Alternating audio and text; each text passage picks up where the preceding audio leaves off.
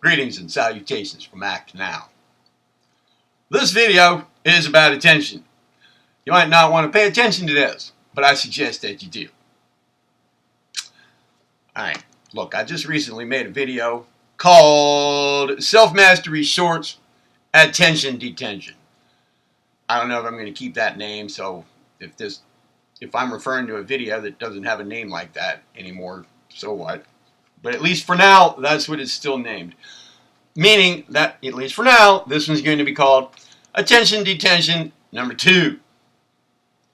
Because this is a follow-up for it. Alright, listen. A viewer, someone who saw that video, is a person who contacted me consequent to that video, to viewing that video. And that person said, well, I already knew that this person was somebody who had watched probably, or most likely, all of the videos that I had created and posted over the last 3.5 to 4 years on my other channel, Tharanki Ramacharaka.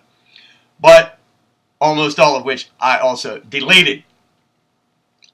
And some of the best among them I am slowly getting posted over here to this channel, along with creating new ones with a whole new approach. Alright, you already know that, right? Okay, so I don't need to say that too many times in a row. Anyway, this person had seen almost all of those at least once. Now, a lot of those videos referred to attention control and attention training. And this person had pursued much of the practical instruction that I had given over there in that channel, to the point where this person was able to intentionally apply certain of the principles to helping other people, which is great. Which is great. That is one of my goals here. That is one of my goals here. For people to learn how to apply this not only in their own lives, but to help other people apply it in theirs as well. Kind of like a disease spreading around, except it's not a disease. Something that spreads. Something that influences other people in a constructive manner toward the involvement of everything. Okay? But now, this person emailed me, contacted me after watching Attention Detention and said, whoa, that kind of, they said something implied this. You said the word boom in that video? Boom indeed. That hit hard. I'm not sure the direction of this person's comments or what really went on, but this person suggested that the next day he or she was in a state of mind over watching this that kind of blew stuff out of the water. And it created maybe some confusion. I'm not sure, because the comment was not detailed. It was just a general statement that this kind of causes a need for reappraisal of the entire situation. Now, what situation? I'm not sure. But I'm just relating to you what was said. And the point that I got out of this, that I am trying to relate to you right now, is that attention, if a person really gets a handle on the importance of it and its sorry state of affairs with most people, and the importance of it, it can be a brain buster. A pow! Like, holy crap. That is a pretty important subject, a rather important thing in life, and I did not know how much I sucked at attention control. Until just now, excuse me. So I want to follow that thread of thought a little further here. That's why this is Attention Detention number 2. I'll give you a little bit of personal experience at least as a lead-in here. Here we go. Just recently, I posted another video. I think it was, maybe it was even in Attention Detention. I said something about somebody I know who I had given an assignment to just observe what's going on in this person's mind. You know, a certain preparation exercise, preparation for training exercise, just to kind of evaluate the status quo, a starting point. And the person decided, after having observed the contents of their mind for quite a while, 15 minutes a day for 7 days in a row, that mind was actually rather still. It was all just one thought the whole time, but what it turned out to be was actually just a... Do you remember that? Me saying that in the video? Was that Attention Detention? I think it was. Going on like a million thoughts at one time, all blurred together so much that none were distinguishable, making it appear that everything was just peaceful. But in fact, it wasn't. Okay? In other words, a very opposite situation to attention control. All right, you remember that? Okay. If you don't, now you heard it anyway. When this person tried to watch the contents of their mind and reported to me that, well, I only had one thought going on, which would be a state of pure concentration if there were only one thought. Now, many people think they're only having one thought when, in fact, what's going on in the background, just under some predominant thought, is like an explosion going on of mental activity, and they don't even know it.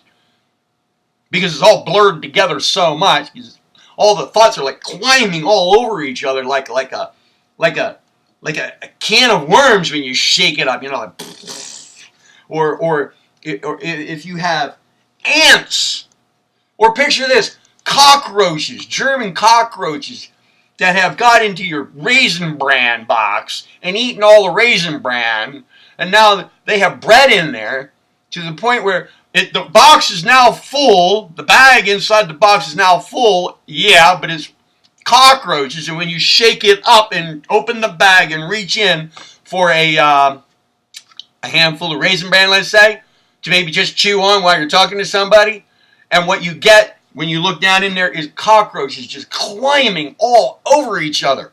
This just looks like one mass. So that's what many people's minds look like if you could see the thought activity going on.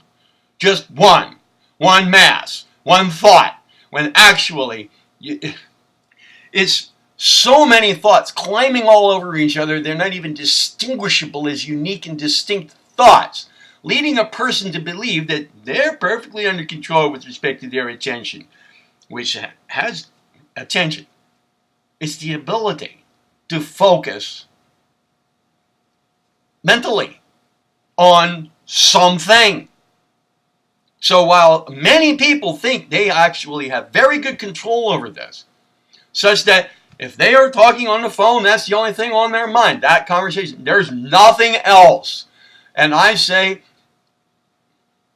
99% of people who would say that are full of me and don't even know it. Because what's really going on in their head is thoughts climbing all over each other like cockroaches in a box of Raisin Bran. Not a pleasant idea. And if you're interested in self-mastery, personal evolvement, maximum performance, anything like that, then perhaps it's worth your time for just a moment, at least right now, to consider that chances are that's the way your mind is working. If you think otherwise, maybe it's time to think again. If you have not engaged in a systematic, methodical training program for your mind, with respect to attention control, then chances are your attention control is at a very crude level of operation. Now, it could be, see, this is a relative matter. This is a relative state of affairs. You might be in better control than the person next to you, who might be in a better state of control state of affairs than the person next to that person, and so on. I mean, there are different degrees of this. But maximum performance training, self-mastery training, true selfhood training, which requires extraordinary attention control. Any of these, personal evolution, as I define it, includes all of these things. If you are interested in this, then it doesn't matter what your starting point is with such a thing as attention control, the ability to truly concentrate. It doesn't matter what your starting point is. What we're talking about is taking it from whatever your starting point is and moving it forward. So if you have not attended to attention training ever in your life, I mean specifically it, then you might as well consider that your current state of affairs is a rather crude one. Wherever it sits on the relative line or relative measure of things. I want to give you an example of an extreme situation and how I know what I'm talking about. That person who I mentioned to you who discovered that this one thought they were having was actually some dominant thought amid a explosion of indistinguishable thoughts just lurking behind the predominant one, and the person wasn't even able to tell me what that predominant one was. So there really wasn't any focus on it very good either, whatever it was, and there probably was even more than one, just not able to have enough focus to even realize that. I'm just assuming. I wasn't inside the person's head, but I kind of know how this works. All right, that explosion of thoughts going on. There was a time in my life when I decided I have to figure out how to get control over my mind. I mean, you want to know why I have this whole program put together here? It's because I figured it out. Research and personal experience, and working with other people with it. Subsequent to having to work with it on my own, and I had to come up with it on my own. I found a lot of material about it, but I had to piece it together. A little from here, a little from there. I had to figure something out. Why did I have to figure something out? Because my entire mental activity realm, not just when laying down to complete an assignment like observe what's going on in your head for 15 minutes, like that other person I was talking about. No, my entire daily and nightly activity, mental activity, was a one solid going on. It was bad. I don't know if I ever made a video saying this before. I implied it. I said I had to come up with something. I had to learn to control my own mind. But I don't know if I, put it this bluntly. But yeah, I couldn't focus on anything. I was angry all the time, too. Angry. Very angry all the time. And somewhat depressed because of the situation. Okay? I mean, I was just pissed off constantly. All the time. And I could not focus. I couldn't focus long enough to do much. I couldn't really clean my house. I guess you might call this a manic state. I guess. I don't know. I was called all kinds of things. But nobody could tell me what to do about it. Nobody could tell me what to do about it. Oh, the medications were suggested. Some were even tried. To no effect. I said, no, what I have is this high state of anxiety. And they said, oh, that's just tiddlywinks compared to you. Oh, my. No, I think you don't really understand the situation here. Well, I had to figure out what to do because nobody could answer my question. My question was, hang on, time out, woohoo, time out here, guys, with your labels and your suggestions for lifetime this and lifetime that, difficulty in lifetime this,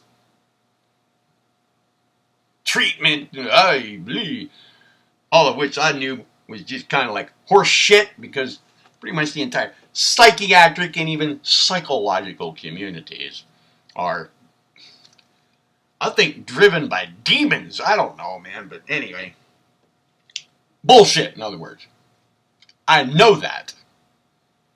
I know how their paradigms of indoctrination in their professions are constructed. I already had my degree in analytic philosophy. I already had my associations with people, friends, in the psychiatric and psychological communities. I know the bullshit they're taught and the bullshit they spew out and what secret societies were responsible for having formed the associations that guide and direct how these paradigms are put together to control mass consciousness. I already knew this stuff, and I saw very plainly and clearly how this stuff was being enforced, pressed onto me as a patient. Well, patient my ass. I didn't have much patience with their shit, okay? So I had to figure this out for myself, and I just started asking such people one question. All I wanted them to answer for me was one question. How do I get control over my thoughts? Tell me how. None of them had an answer for me. And I said, after that, I asked, after they just kind of blanked out, as though now in their minds there was just this going on. Either that or Joel just went bloop, down to nothing. I got a blank stare. My next question was, but wait, isn't this your job? Aren't you supposed to be telling me how to get control over my mind?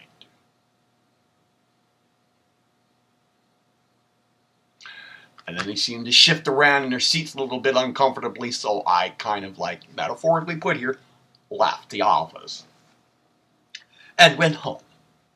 And figured, hang on here, I need to figure out how to figure this out.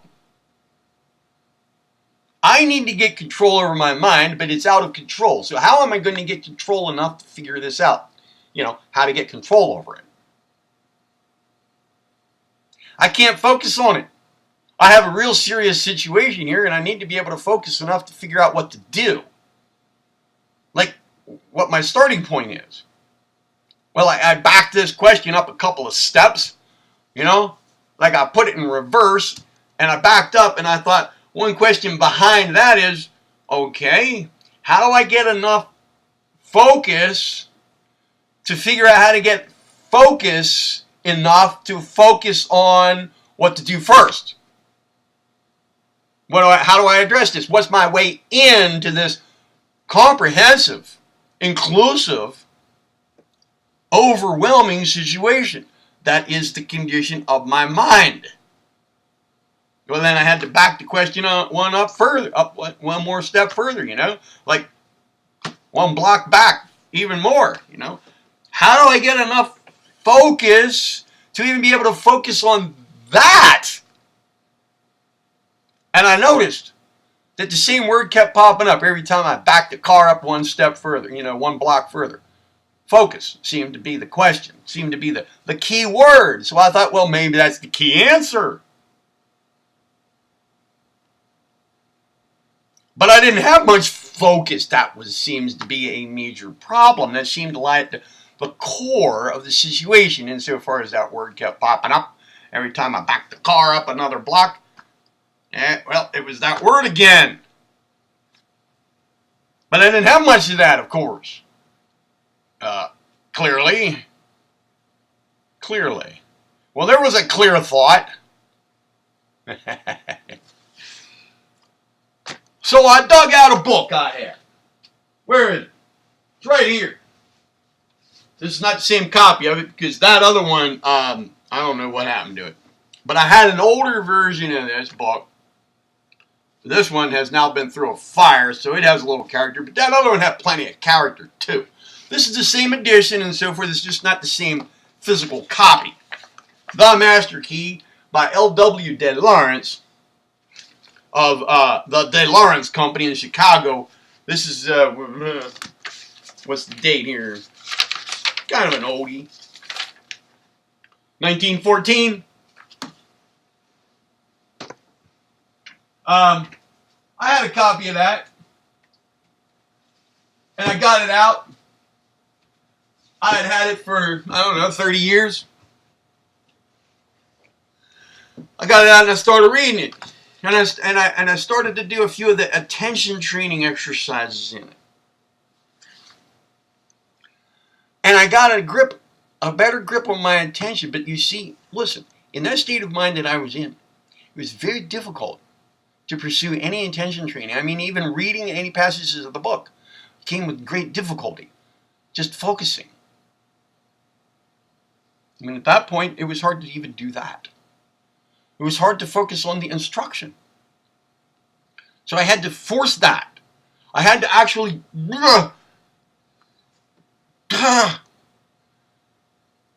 just not only look at the words, but listen, pay attention to what they mean in order to get it at all.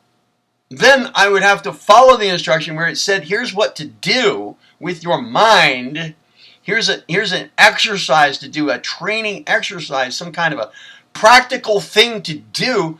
Then I had to actually do it, not just act like I'm doing it.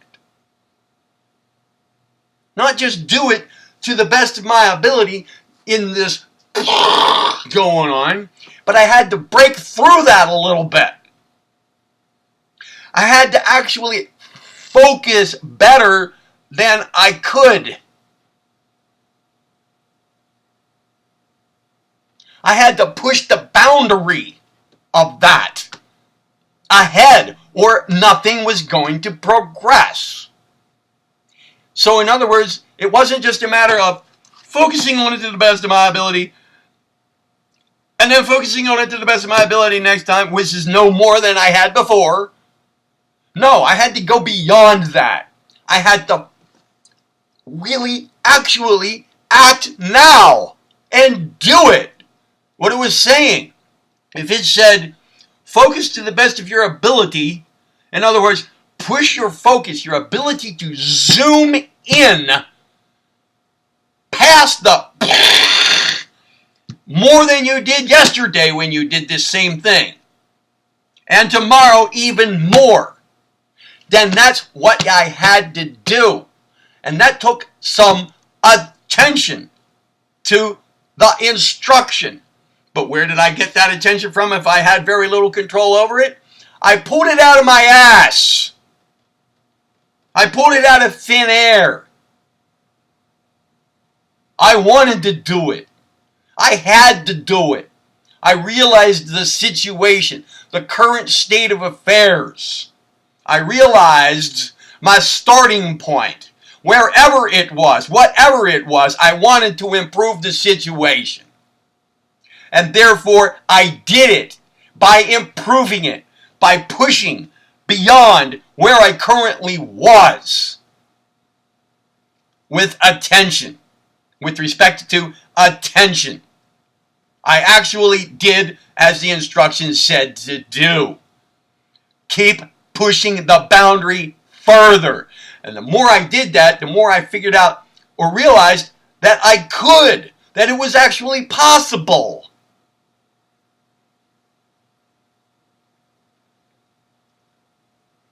And I kind of like got into my conscious awareness how it feels to do it. What it's like to do that. Then I could get into that same mode and keep honing it in and fine-tuning it and plowing it ahead, progressing. I finally got to the point where I had enough presence of mind to then think about my situation in a focused manner, in a somewhat focused manner, to be able to figure out, okay, now what's my first step in actually getting control over my mind? I could now focus on that. That was my first problem, right? Being able to focus on just that. And at that point, I realized that I had found the answer already.